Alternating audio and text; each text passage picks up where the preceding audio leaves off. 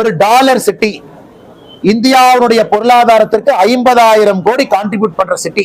யோசிச்சு பாருங்க, 50,000 கோடி குறைந்தபட்சம் உள்நாட்டுக்குள்ள. எக்ஸ்போர்ட் எல்லாம் சேர்த்துனீங்கன்னா கிட்டத்தட்ட 80,000 90,000 கோடி இந்த சின்ன ஊரு கொடுக்குதுங்கண்ணா. சின்ன ஊரு, சாதாரண உழைப்பாளிகள் இருக்கக்கூடிய ஊர்ல, பெரும் உழைப்பாளிகள் இருக்கக்கூடிய ஊரு, பெரும் தொழிலாளர்கள் இருக்கக்கூடிய எல்லாரும் சேர்ந்தா கட்டினாங்க. உழைப்பாளிகள் தொழிலாளர்கள் சேர்ந்தா கட்டினாங்க. இன்னைக்கு அந்த ஊரை குப்பை மேடாக மாற்றி வச்சதுதான் இந்த மாநகராட்சியினுடைய சாதனை. இந்த மாநகராட்சி கேட்கிறேன்னா, மாச கவுன்சிலருக்கு குப்பை கமிஷன் 50,000 ரூபாய் கொடுக்குறாங்களே இல்லையான்னு கேளுங்க. இல்லைன்னா ப்ரூஃப் நான் கொடுக்குறேன். நாளைக்கு மாநகராட்சியினுடைய மேயர் இங்க இருக்கக்கூடிய கவுன்சிலருக்கு குப்பை கமிஷனாக மாசத்துக்கு ஒரு பணம் கொடுக்கலின்னு மேயரை சொல்லுங்க. எப்படி கொடுக்கிறாரு நான் சொன்ன பிறகு மேயர் பதவி விட்டு போகணும். ஸ்ரீனிவாசங்கிற கம்பெனி உள்ள கொண்டு வர்றேன், கமிஷன் எப்படி போகுதுன்னு நான் சொல்றது. அடுத்த கட்ட போராட்டம். இன்னைக்கு அந்த போராட்டத்துக்குள்ள இல்லைங்க, அடுத்த கட்டத்துக்கு போறோம்.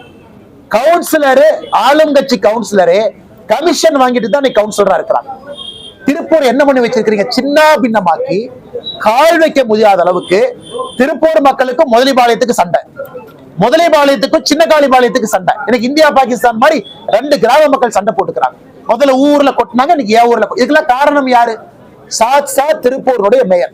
திருப்பூருடைய மேயர் ஞாயிற்றுக்கிழமை நடந்த வீட்டு கூட்டத்துல 12 பேர் சின்ன காளிபாளையத்துல இருந்து வந்தாங்கன்னா, நான் குப்பை கொட்ட மாட்டேன், என் குழந்தைகள் மீது சத்தியம்னு சொல்லி அனுப்பிச்சார் இல்லையான்னு கேளுங்க.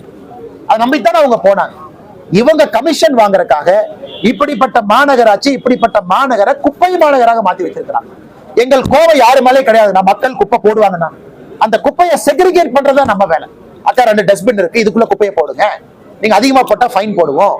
நீங்க குப்பையை தரம் பிரிக்கலனா மாசம் நான் ஃபைன் அனுப்புவேன். நீங்க பெரிய நிறுவனமா, பல்க் வேஸ்ட் ஜெனரேட்டரா, நீங்க சரியா குப்பை கல்லால்னா ஃபைன் அனுப்புவேன். இதெல்லாம் நம்ம கடமை.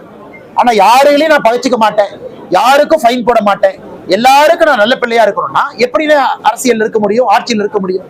நாளைக்கு திருப்பூரை பொறுத்தவரை 29ஆம் தேதி என்ன நடக்குன்னு மட்டும் நீங்க பாருங்க. செய்திகளை உடனுக்குடன் தெரிந்து கொள்ள கீழ்கண்ட கேபிள் மற்றும் டிடிஎச் நெட்வொர்க்குகளில் எம்நாடு செய்தி தொலைக்காட்சியை காணுங்கள். பாதகம் செய்பவரை கண்டால் நாம் பயம் கொள்ளலாகாது பாப்பா. மோதி மிதித்து விடு பாப்பா, அவர் முகத்தில் உமிழ்ந்து விடு பாப்பா. அண்மை செய்திகளை உடனுக்குடன் தெரிந்து கொள்ள இணைந்திருங்கள் எம்நாடு தொலைக்காட்சியுடன்.